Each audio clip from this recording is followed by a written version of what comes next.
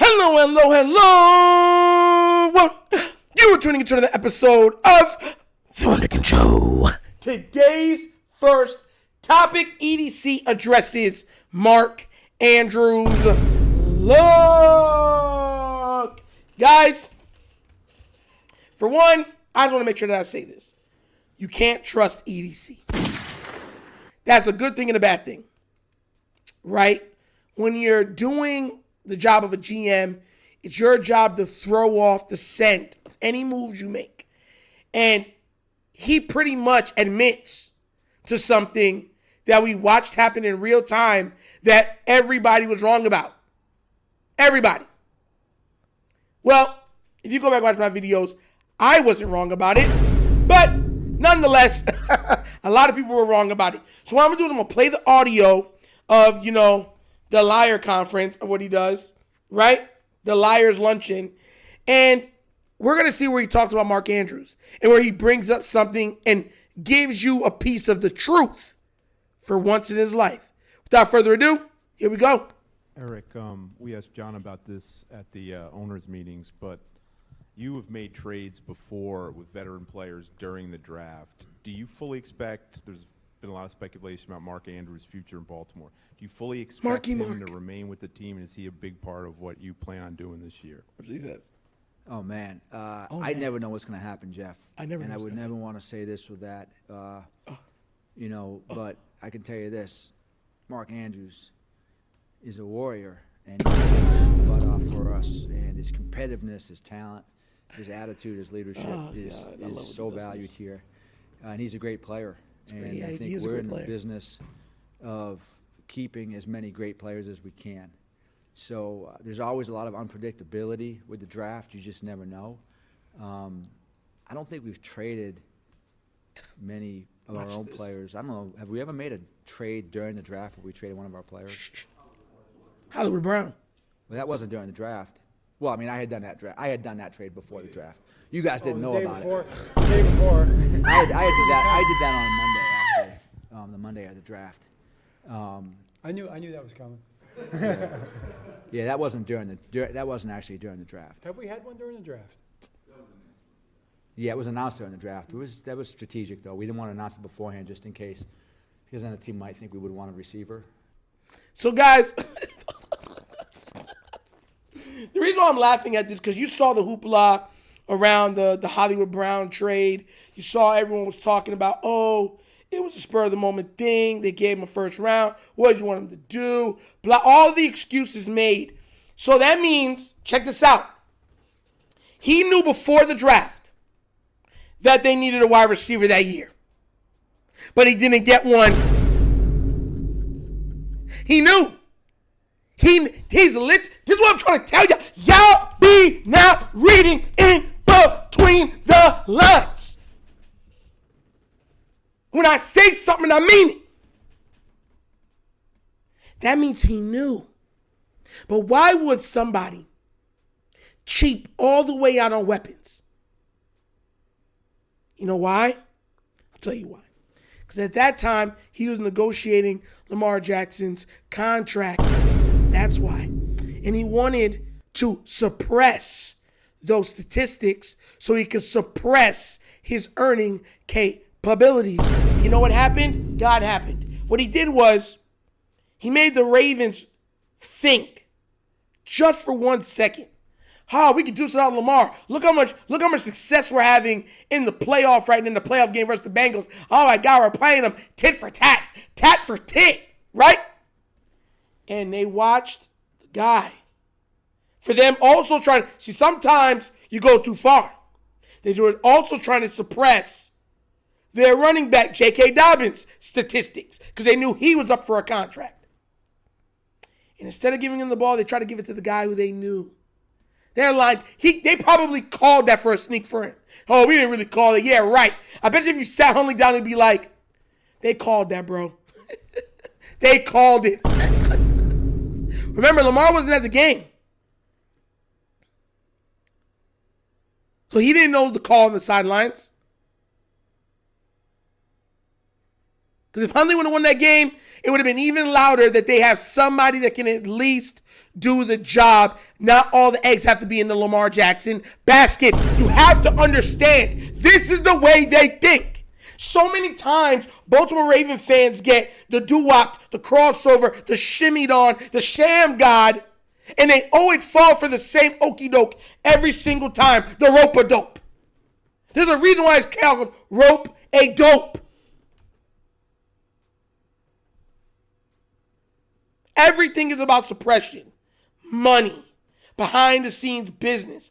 The Ravens, while a lot of players like them, it's because even though they do the same practices as other teams, they're a lot more behind the scenes. They're probably a lot more upfront with it with the players, and they tell them certain things, and they'll be just like frank, and they'll try to be fair as much as possible, but they're still operating like sneaks because that's the business of the NFL. This man just told you he got that trade with Hollywood done days before the draft. Days. And he didn't want them going and thinking that they needed a wide receiver. He didn't come out with none. He knew. This is why I don't give no more passes. I told you guys this. I don't want to hear no more excuses after you waste a full-on rookie contract. They're trying to play that game, that seesaw game, right?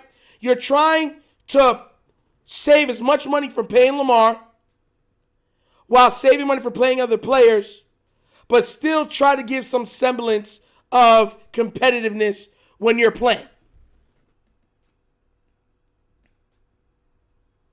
That was a game. You didn't notice when Lamar was up for a contract, all this stuff came out. Oh, he's not a real good practice player. He don't really give all his stand for practice. He don't come into camp in shape. Remember, Lamar was like, yo, who are you talking to? Oh, we got our sources. Sources were the Ravens. It's called dirty business.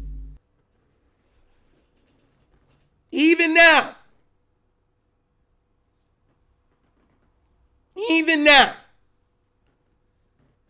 the Ravens never thought for 1 second Derrick Henry was going to rush for almost 2,000 yards. They never thought that. They didn't even think it was a possibility. I'm telling y'all this.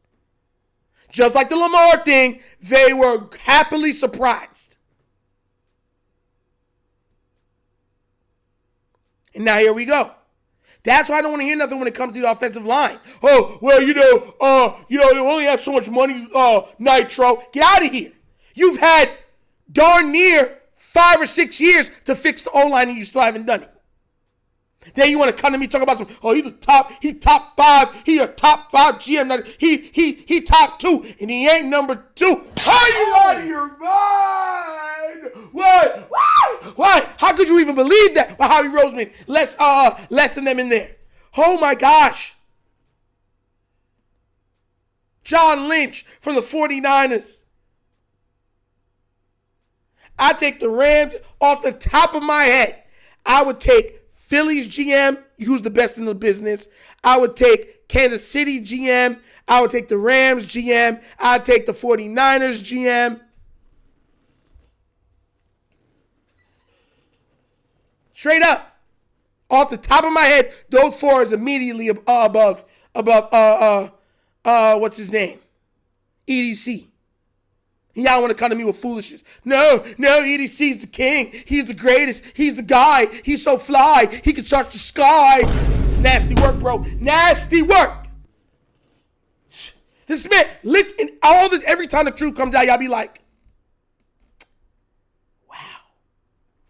That man knew Hollywood was out of there. He knew. Didn't tell Lamar, didn't tell nobody. Man just admitted it in front of all of you. Remembers the day and everything. So please do not tell me when you guys come in the comments, oh, well, Nitro, this is what they do. This is why I tell y'all I hold them accountable. Because y'all don't want to hold them accountable. Y'all want to be like, oh, it's okay. Go, hush, little EDC, don't say a word. Raven's gonna buy you whatever you want because you can't build an O-line in a 5-year span. Rocking bird. Y'all sickening, bro. Sick. It's nasty work. But what do you guys think? Were you surprised that EDC admitted that live for proof? Just like you were surprised when we found out that John Harbaugh didn't know anything about Todd Monken until a female in his family pointed him in the direction of him. The truth shall set you free. Tweet, tweet, tweet. Tweet, tweet, tweet. But as always, that's episode of The Wunderkind Show. Thank you for watching. And now we get down, we have fun, and we laugh. With everything we talk about, rooted in what? Facts and truth. Please do remember, like, subscribe to the notification bell, leave a comment in all of the comments. If you haven't already done so already, please remember to like the Wunderkind Morning Show live Monday through Thursdays, 9:30 to 10:30 a.m. And we cover all hot topics, sports, and on top of it, we have a little bit of nostalgia at the end of every show where we summer from the 70s, 80s, 90s, early 2000s to put a smile on your face for the day. Okay, so be there or be squared. Okay, all right. Also, if you'd like to donate to this channel, help out with equipment, search stuff like that, bottom of the screen, QR codes to a Cash App. Cash App located in the description of every video that we do. Name of it is $, The Wunderkind Show. Super easy. But that's the episode of The Wunderkind Show. This show is not signing off. And as always, you know my slogan. Peace. And I am out of here. Huh? Yerp. Finish him, Daddy.